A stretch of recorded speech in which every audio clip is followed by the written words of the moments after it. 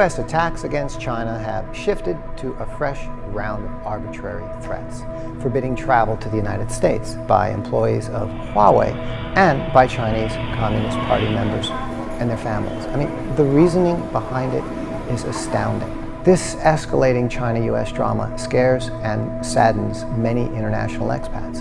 Imagine how all this must feel for someone like myself. I'm an Italian-American living here in China for 21 years, a member of the American Chamber of Commerce, which encourages the important ties our businesses and families share here on the ground in China.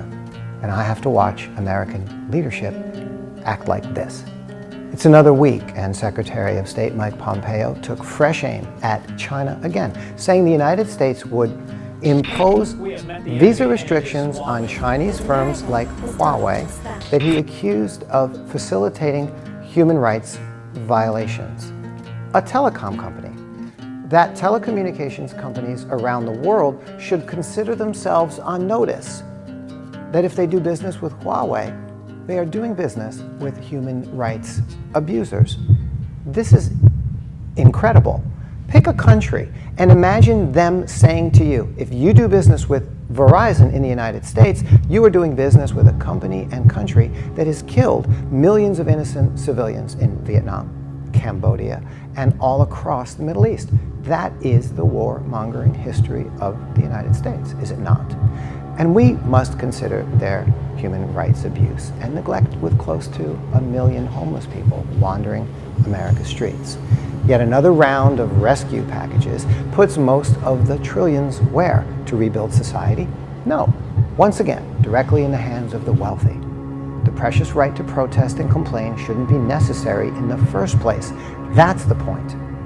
Next, they say Huawei is owned and controlled by the Chinese government, but we know from US, UK, and German inquiries, they are neither of those two things. Did you know Huawei handed over its entire source code to be examined? Did you know they offered to sign a mutual no backdoor pact, and it was the other parties who wouldn't sign it? I'll explain why in just a moment. Mike Pompeo also emphasized the need to protect U.S. citizens' data from Beijing. I have to stop here and ask, whose citizens' data needs protecting from whose government? This quote related to the recent decision which shot down the EU-US Privacy Act shows us what's really going on. Let's take a look. The core of the issue was on the contradiction between U.S. law, which requires social media firms to hand over user data to its national security agencies. There it is, in plain sight.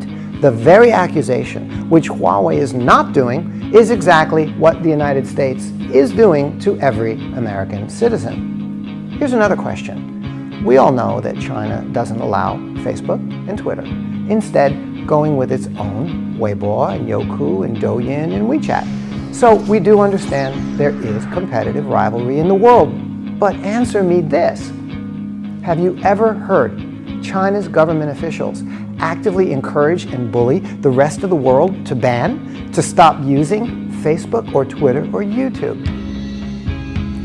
We find ourselves in a world where the United States leadership and policy is indescribable.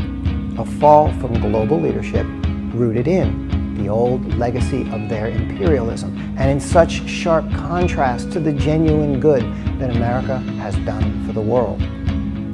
This is 2020, not 1950s McCarthyism. This is China, stronger, prouder, and more capable than ever before. And right at this very moment, your country has a pandemic raging. China knows exactly how to help and will help. Please join us in putting men, women, and children first. Stop the lies.